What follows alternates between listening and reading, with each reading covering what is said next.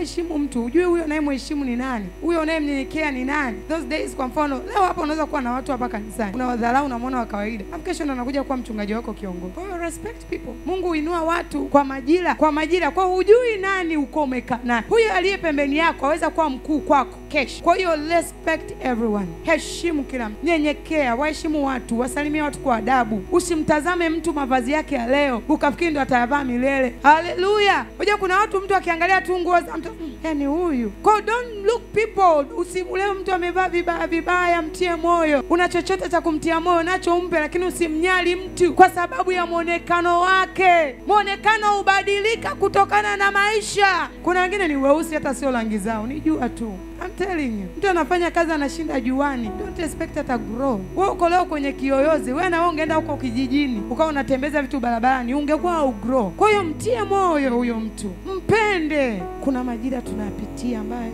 kila mtu anaweza kutudharau, lakini hatutadharaulika milele. Kwa hiyo leo ukimwona mtu yuko chini, mtie moyo. Ana kiatu pea moja na pea tatu, mpatie hicho.